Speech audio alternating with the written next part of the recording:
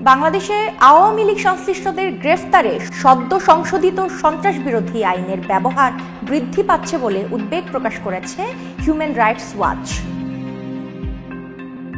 সংস্থাটি এক বিবৃতিতে বলেছে, জাতিসংঘের মানবাধিকার মিশনকে অবিলম্বে এসব বেআইনি আটক বন্ধে উদ্যোগ নিতে হবে।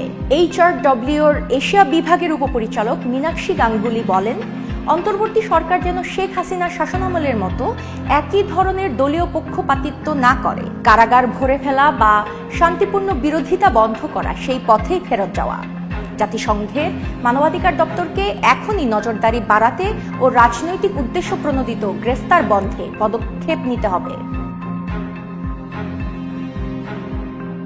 HRW জানায়, সন্ত্রাস বিরোধী আইনে আওয়ামী লীগকে নিষিদ্ধ করার পর হাজারো মানুষকে ইতোমধ্যেই গ্রেফতার করা হয়েছে, যাদের অনেকে দুর্বল অভিযোগে হত্যা বা সহিংসতার মামলায় অভিযুক্ত। আটক ব্যক্তিদের অনেকে হেফাজতে নির্যাতন ও চিকিৎসা বঞ্চনার অভিযোগ তুলেছেন, যা শেখ হাসিনার আমলের ঘটনাগুলোর সঙ্গে সাদৃশ্যপূর্ণ। HRWর বিবৃতিতে বলা হয়, গত 28 আগস্ট ঢাকা রিপোর্টার্স ইউনিটি ভবনে অনুষ্ঠিত মঞ্চ 71-এর এক আলোচনায় অংশ নেওয়া 16 জনকে গ্রেফতার করে পুলিশ। অনুষ্ঠানটি বাংলাদেশ মুক্তিযুদ্ধের চেতনা নিয়ে আয়োজিত হলেও কিছু লোক সেখানে গিয়ে অংশগ্রহণকারীদের আওয়ামী লীগ পন্থী বলে হেনস্থা করে। সাংবাদিক মঞ্জুরুল আলম পান্না পুলিশের সহায়তা চাইলে উল্টো পুলিশই তাকে সহ আরও 15 জনকে আটক করে। তাদের মধ্যে ছিলেন ঢাকা বিশ্ববিদ্যালয়ের অধ্যাপক শেখ হাফিজুর রহমান ও সাবেক মন্ত্রী আব্দুল লতিফ সিদ্দিকী। বিবৃতিতে বলা হয়, এই ঘটনায় পুলিশ প্রথমে জানায় নিরাপত্তার জন্য তাদের হেফাজতে নেওয়া হয়েছে। পরে তাদের বিরুদ্ধে সন্ত্রাস বিরোধী আইনে মামলা করা হয়। পরবর্তী সময়ে আরও 2 জনকে একই মামলায় গ্রেফতার করা হয়।